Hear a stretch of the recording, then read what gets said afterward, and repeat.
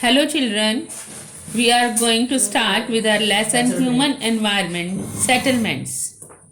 Settlements means the places where human beings live collectively. जैसे कि villages हो गए, towns हो गए, तो ये these all are collectively we call them settlements.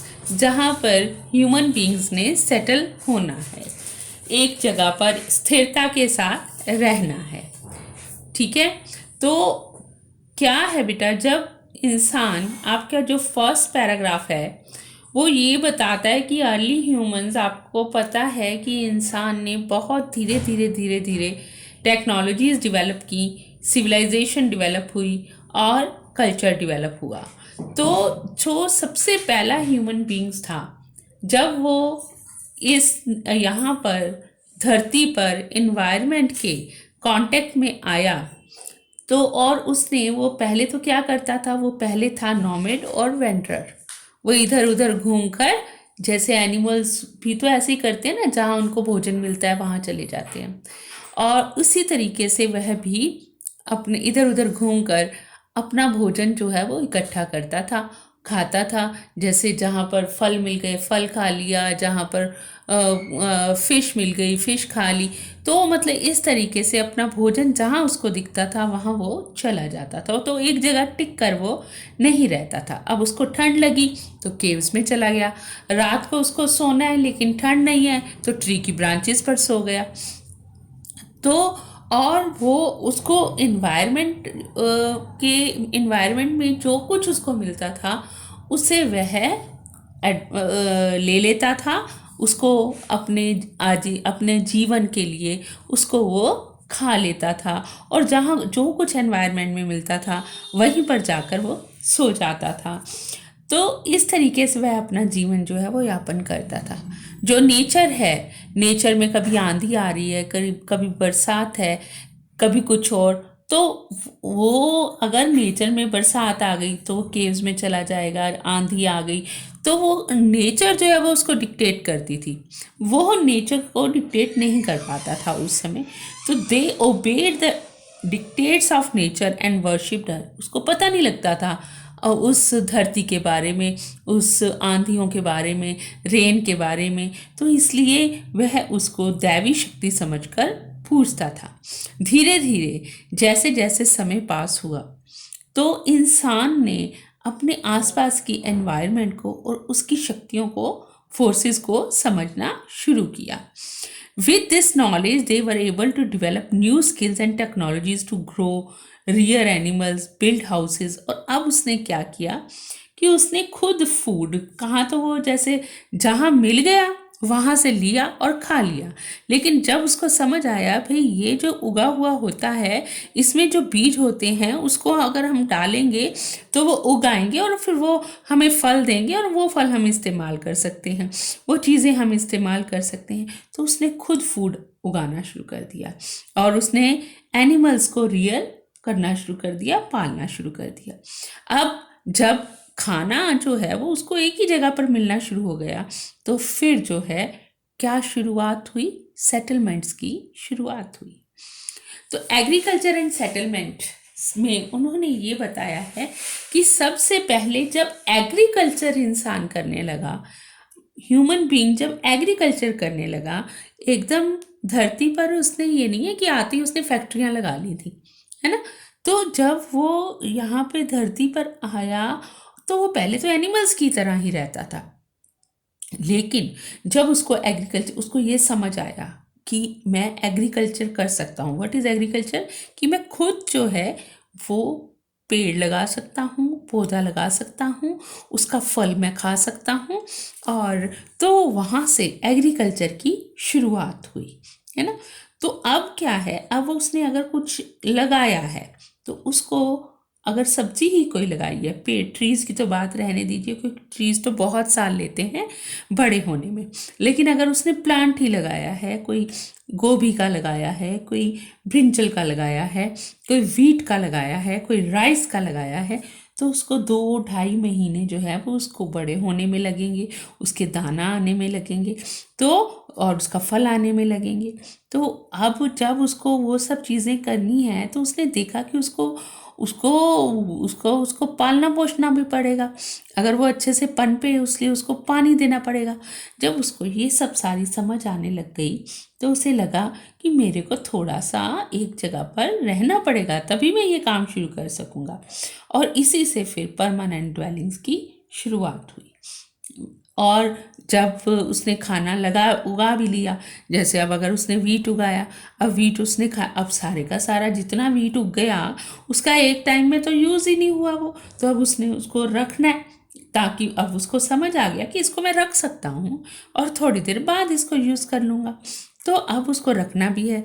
तो फिर ऐसे ये जो ज़रूरतें हैं, इन ज़रूरत ने परमानेंट सेटलमेंट्स की शुरुआत की, परमानेंट ड्वेलिंग्स की शुरुआत की। यहाँ पे वर्ड आपको दिया हुआ है ना, permanent dwellings. These factors force humans to build permanent dwellings. तो फिर उसने क्या किया कि उसने हट बनाए और कुछ कच्चे बनाए, पक्के बनाए, और धीरे धीरे वो पक्के होने शुरू हो गए। तो ये पहले उन्होंने शुरुआत से किया है कि हुआ कैसे, सेटलमेंट की शुरुआत कैसे की। फिर उसके बाद अब ये बताया गया है कि ये जो सेटलमेंट्स हैं वो ज़्यादातर हमें रिवर वैलीज़ में अधिक दिखाई देती हैं, और वहाँ पे उसके कारण डिस्कस किए हुए हैं कि क्यों क्यों रिवर वैलीज़ में हमें जो है वो दिखाई देती हैं क्या चीज़, ह्यूमन सेटलमेंट्स की शुरुआत। वहाँ पे क्यों हमें सिविलाइजेशन दिखाई देती है, क्यों हमें इंडस वैली सिविलाइजेशन के बारे में हम पढ़ते हैं कि वो सबसे पहले आने वाली इस धरती पर जो पहल सिविलाइजेशन दिखाई देती हैं उसमें इंडस वैली सिविलाइजेशन है, नाइल रिवर सिविलाइजेशन है। तो ये नील नदी के किनारे, नाइल नदी के किनारे, इंडस रिवर के किनारे, इन नदियों के किनारे पर सेटलमेंट्स हुई। तो ये क्यों ऐसा हुआ? तो सबसे पहले मैंने अभी पहले आपको बताया कि सबसे पहले इंसान ने क्या करना शुरू किया, एग्रीकल्चर करना शुरू किया। और एग्रीकल्चर के लिए क्या चाहिए, मिट्टी और पानी। तो जो मिट्टी है वो रिवर वैलीज़ की कैसी मिट्टी होती है, फर्टाइल, है ना। तो फर्टाइल वो रिवर वैलीज़ में उनको, रिवर के किनारों पे उनको मिट्टी कैसी मिलती थी, फर्टाइल मिलती थी, जिसमें बड़ी फटाफट चीज़ें उग जाती थी, ठीक है। और उसको सींचने के लिए फटाफट पानी मिल जाता था। तो इसलिए वो लोग इरिगेशन के लिए पानी मिल जाता था, और सॉइल जो है वो बहुत अच्छी होती थी। तो इसलिए रिवर वैलीज़ में ही सिविलाइजेशंस की शुरुआत हुई, सेटलमेंट्स की शुरुआत हुई। पहली जो हमें मिलेंगे हमें टाउन्स मिलेंगे, सिटीज़ मिलेंगे, वो सारे के सारे रिवर्स के किनारे जो हैं पुराने शहर मिलते हैं। अब देखो ना, जो हमारी कंट्री में बनारस है, वाराणसी के नाम से भी जिसको आप जानते हो, तो आप लोगों को पता होगा कि वो 5000 ईयर से भी ज़्यादा पुराना शहर है, और इकलौता वो शहर है जो आज तक कभी उजड़ा नहीं, ऑलवेज बसा हुआ है। तब से बसा हुआ है तो बसा ही हुआ है, कभी वो उजड़ा नहीं पूरे वर्ल्ड में। तो वो भी वाराणसी भी किसके किनारे है, गंगा नदी के किनारे है। अब आपको बात समझ में आ गई होगी, है ना।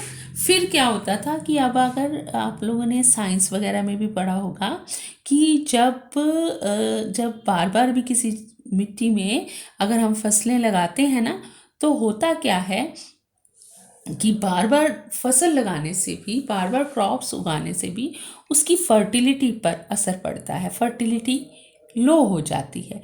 तो वो जो लो फर्टिलिटी है उसके लिए दो चीज़ें हैं, या तो वो मिट्टी और फर्टाइल मिट्टी उसमें आ जाए, है ना, या कि उसको कुछ देर के लिए उसमें कुछ ना उगाया जाए, उसको ऐसे ही छोड़ दिया जाए, उसमें कुछ उगाया ना जाए, तो फिर उससे रीगेन कर लेती है सॉइल अपनी लूज हुई फर्टिलिटी को। तो जब रिवर्स के किनारे होता था, सेटलमेंट्स होती थी, तो होता क्या था कि रिवर्स में जब कभी हैवी रेन होना, तो हैवी रेन से बाढ़ आ जाती है। तो बाढ़ तत्कालिक रूप से तो तत्कालिक मतलब उस समय इंस्टेंटली तो हमें ये दिखाई देती है, हमें ऐसा लगता है, वी फील कि भाई हमें ये इस तरह लगता है कि इसने तो नुकसान पहुंचा है, लेकिन वो जब काफ़ी मतलब वो हमारे लिए एक प्लस पॉइंट भी है, उसका फ़ायदा भी है। और वो फ़ायदा क्या है, वो सॉइल की फर्टिलिटी को रिटेन करता है। Annual floods retain the fertility of the soil ना। और फिर जब रिवर्स हैं उसमें उसमें क्या था, पहले बसेस तो होती नहीं थी शुरू शुरू में, है ना। तो बल्कि जो अब तो पानी के थ्रू जो जाना है वो बड़ा स्लो जो है ट्रांसपोर्टेशन माना जाता है। लेकिन उस समय रोड्स का या एयर का ट्रांसपोर्टेशन तो था नहीं स्टार्टिंग में। तो ये जो रिवर्स थे, अब लोग रहते भी रिवर्स के किनारे थे, तो रिवर्स जो है वो मीन्स ऑफ ट्रांसपोर्टेशन के भी काम आते थे। तो इसलिए जो स्टार्टिंग की सेटलमेंट्स हैं वो हमें कहाँ देखने को मिलती है चिल्ड्रन, वो हमें देखने को मिलती है रिवर वैलीज में, रिवर्स के किनारे पे। अब आगे जो है factors for selecting ideal site. अब सेटलमेंट के लिए जो ह्यूमन बींग्स हैं वो किस तरह की साइट को चुनेंगे, जगह को चुनेंगे। तो सबसे पहले है टोपोग्राफी। नेचर ऑफ लैंड और topography is an important factor for selecting a site. Nature of land, land की नेचर कैसी है। Settlements generally develop on level and where construction of buildings, roads and railways is easier and cheaper. अब ये जो factor for selecting ideal site है, ये आज के बारे में बता रहे हैं। आपको पहले बता दिया गया कि पहले कैसे धीरे धीरे करके रिवर वैलीज डेवलप हुई, क्योंकि लेकिन अब तो एग्रीकल्चर भी है और एग्रीकल्चर के साथ इंडस्ट्री भी है, इंडस्ट्री के साथ सर्विस सेक्टर भी है। सर्विस सेक्टर क्या हुआ, जैसे आपको मतलब कि आपको किसी ना किसी तरह की सेवा प्रदान की जाती है, सर्विस, जैसे हॉस्पिटल्स में मेडिकल सर्विस, एजुकेशन में वहाँ पे कोई चीज़ नहीं पैदा की जाएगी ना, या ना ही बनाई जाएगी, वहाँ पर क्या दी जाएगी, किसी ना किसी तरह की सर्विस दी जाएगी, है ना। तो वो वैसी चीज़ें। तो ये जो factors for selecting ideal site है, ये आपको आधुनिक जो है हमारा आधुनिक जो इस समय का आधुनिक सेटलमेंट्स हैं उसकी साइट्स के लिए, उसकी आइडल साइट्स के लिए जो है फैक्टर्स को डिस्कस किया जा रहा है। तो सबसे पहले आ गई टोपोग्राफी। टोपोग्राफी क्या है कि settlements generally develop on level land where construction of buildings, roads and railways is easier and cheaper. तो नेचर ऑफ लैंड कैसा होना चाहिए कि जहाँ पर कंस्ट्रक्शन थोड़ी इजी हो, रोड्स और रेलवेज जो हैं वो इजीली वहाँ पर अवेलेबल हो और चीपर भी हो, तो वहाँ पर जाकर सेटलमेंट्स ज़्यादा होती हैं। इसीलिए आपको जो हिली एरियाज़ हैं वहाँ की अपेक्षा जो प्लेन्स हैं वहाँ पर पॉपुलेशन जो है वो ज़्यादा दिखाई देगी। फिर आ गया अवेलेबिलिटी ऑफ वाटर। अब दूसरी बात यह है कि लैंड प्लेन भी हो, लेकिन अगर वाटर की अवेलेबिलिटी नहीं है तो फिर प्रॉब्लम है।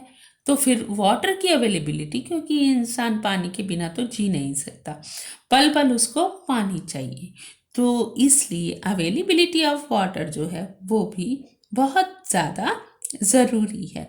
अब देखिए ना कि अगर हम राजस्थान कहें तो प्लेन लैंड तो वहाँ पर भी है ना, लेकिन वहाँ पर आपको जो वहाँ के बहुत सारी एरियाज़ में आपको स्पार्स पॉपुलेशन, मतलब कम खिलरी हुई पॉपुलेशन मिलेगी, डेंस नहीं मिलेगी। और उसका कारण ये है कि वहाँ पर वाटर नहीं है बनिस्बत यूपी हो गया, पंजाब हो गया, है ना, यहाँ पर आपको पॉपुलेशन जो है वो डेंस मिलेगी।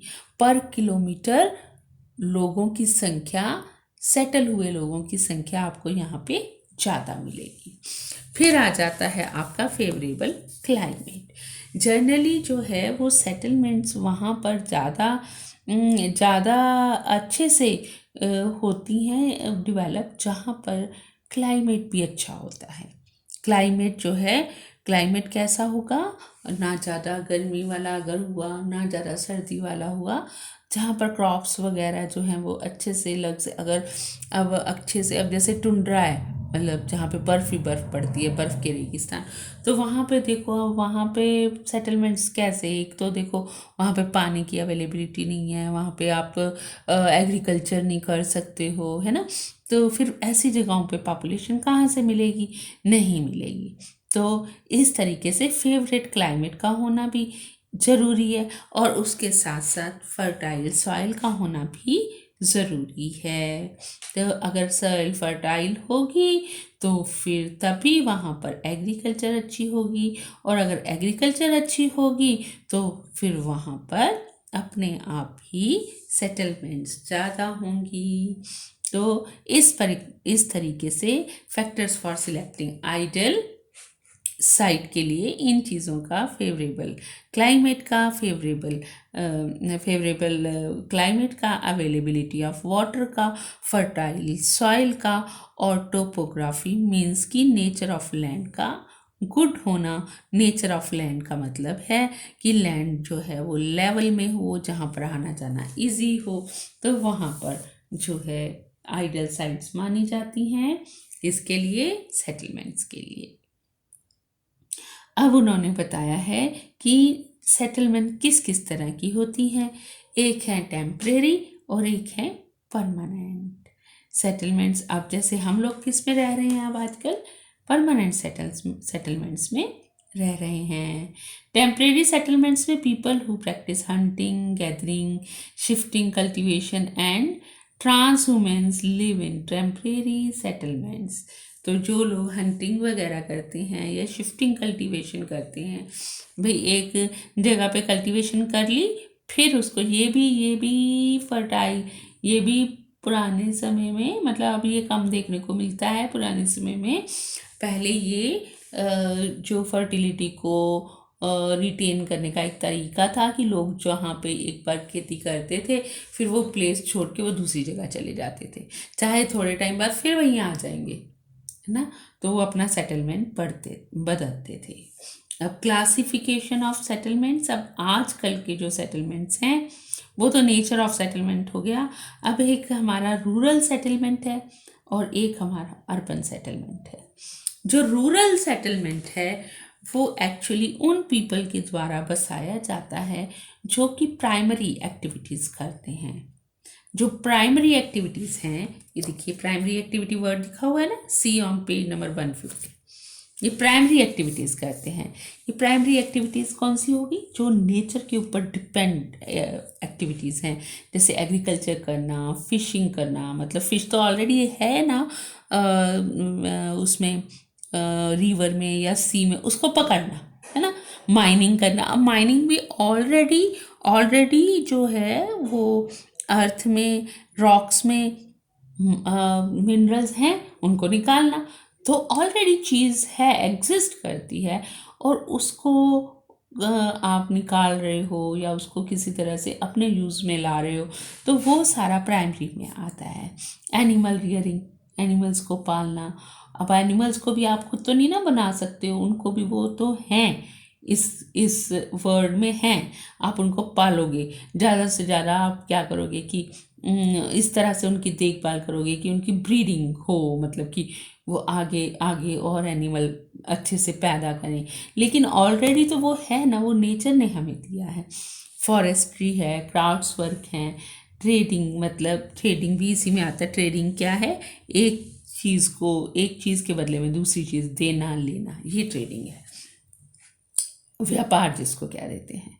फिर पैटर्न ऑफ रूरल सेटलमेंट्स है कि हमें रूरल सेटलमेंट्स ज़्यादातर दिखाई कैसे देते हैं। एक तो सबसे पहला है कॉम्पैक्ट और न्यूक्लियेटेड पैटर्न। इसमें क्या है कि जो in compact settlements houses are built close to each other around a nucleus. एक कोई पॉइंट के आसपास जो है वो सारा सेटलमेंट इकट्ठा हो जाता है, उसमें जो है आपको ज़्यादा मतलब गैप नहीं दिखाई देगा हाउसेज में, एनिमल शेड्स में भी, है ना। दे हैव नैरो और विंडिंग स्ट्रीट्स भी जो है वो नैरो नैरो होती हैं ना, बस उसमें से हवा गुजर सकती है ना। The pattern is found in level fertile planes और नियर रिवर बैंक्स। इस तरह की जो सेटलमेंट है वो फर्टाइल प्लेन और रिवर बैंक्स के नज़दीक हमें दिखाई देती है।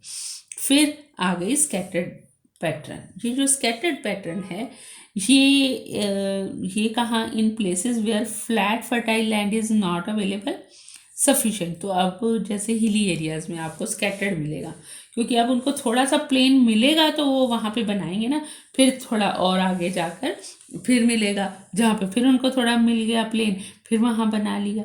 तो डेजर्ट्स में और फॉरेस्टेड एरियाज में भी ऐसा ही मिलता है। डेजर्ट में ऐसा क्यों और स्कैटर्ड क्यों होता है? डेजर्ट में चाहे प्लेन लैंड तो मिल जाती है, लेकिन फिर भी वहाँ पर ऐसा क्यों होता है, स्कैटर्ड पैटर्न क्यों मिलेगा?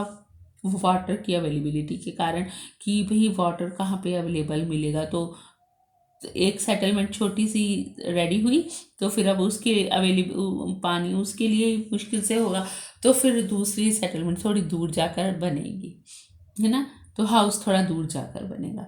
फिर आ गया आपका सर्कुलर पैटर्न। ये जो सर्कुलर पैटर्न है of settlement generally develops in flat level areas around a pond, tank और ए लेक है या पॉन्ड है, तो उसके चारों तरफ सेटलमेंट तैयार होगी। अब ये देखिए, ये रहा आपका पॉन्ड, इसको मैं यहाँ पे एक्सप्लेन करती हूँ। ये देखिए, ये अगर आपका पॉन्ड है ना, तो यहाँ पे सेटलमेंट तैयार होगी। ये बीच में रोड्स उन्होंने दिखाई दे रही हैं, ये बीच में रास्ते, अब रास्ते तो चाहिए ना सर्कुलर में, यहाँ पे बीच बीच में रास्ते आ गए। फिर आ गया रेडियल पैटर्न। ये जो रेडियल पैटर्न है ये थोड़ी ज़्यादा लार्ज जो आपकी बड़ी सेटलमेंट के लिए है। इसमें भी जो वैन रोड, स्ट्रीट्स, लेन्स और रेलवे लाइंस रेडिएट और diverge in all direction from A central point, star like pattern is form. यहाँ पर एक मेन मिडल पॉइंट हो गया। ये दिल्ली की भी सेटलमेंट इसी तरह से है। तो ये यहाँ पे ये यहाँ पे बन गई, यहाँ पे आपकी सेटलमेंट आ गई, यहाँ आ गई, यहाँ आ गई, यहाँ आ गई।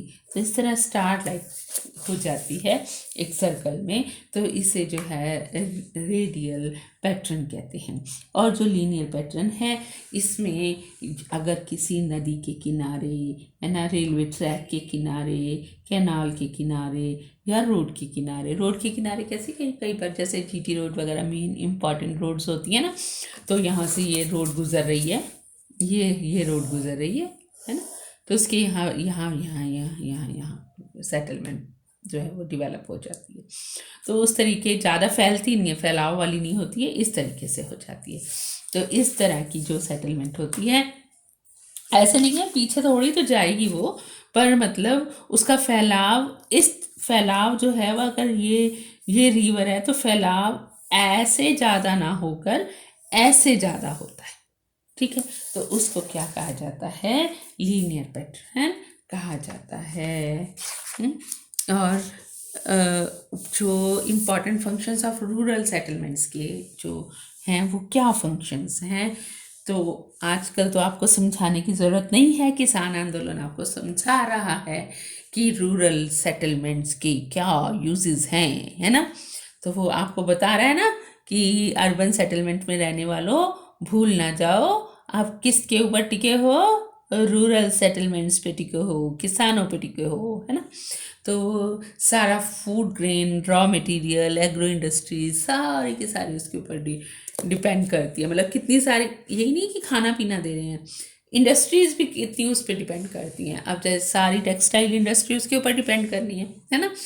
तो सारा धागा ये वो सब उसी से मिलेगा, वहाँ से कॉटन आएगा, जूट आएगा तो मिलेगा ना, नहीं तो कैसे बनेगा, है ना। तो सारा कुछ उन्होंने देना है, इंडस्ट्री के लिए भी, खाने पीने के लिए भी। और उन्होंने जो अर्बन एरियाज़ में जाकर जो लोग काम करते हैं, तो वो जो ह्यूमन रिसोर्स का भी सोर्स कौन बनता है, रूरल सेटलमेंट बनती है। इसलिए रूरल सेटलमेंट मेन आधार है, मेन पिल्लर है। अगर वो पिल्लर हिल जाएगा, अगर वो पिल्लर ठीक नहीं है, तो फिर सारी इकोनॉमी, सारी सेटलमेंट्स जो हैं वो जो है खराब होंगी। ये बच्चों आपको ध्यान रखना चाहिए। और जो रूरल सेटलमेंट्स हैं, इनके गवर्नेंस के ऐसे सिस्टम तो वैसे जैसे गवर्नमेंट की तरफ से भी होते हैं और पंचायत सिस्टम भी यहाँ पे चलता है, लेकिन इनके अपने सिस्टम्स भी होते हैं, है ना। तो फिर उसके अलावा फिर अब आ गया नेक्स्ट है अर्बन सेटलमेंट्स। ये अब आधुनिक, अब हम आगे कहाँ तो इंसान कहाँ रहता था कि केव्स में रह गया और उसमें रह गया, ट्रीज की ब्रांचेस के ऊपर सो गया जाके, जैसे मंकीज होते हैं, है ना। तो और कहाँ पर अब अलग अलग तरह की सेटलमेंट्स बननी शुरू हो गई। तो अर्बन सेटलमेंट्स हैं जो कि रूरल सेटलमेंट से बिगर होती हैं साइज में, और ये नॉन एग्रीकल्चर फंक्शंस जो हैं वो ज़्यादा यहाँ पर होते हैं, जैसे कि ट्रेड हो गया, कॉमर्स हो गया, एडमिनिस्ट्रेशन हो गई, ट्रांसपोर्ट हो गई, एजुकेशन हो गई, हॉस्पिटल्स हो गए। तो ये जो है सारा कुछ अर्बन सेटलमेंट्स में होता है।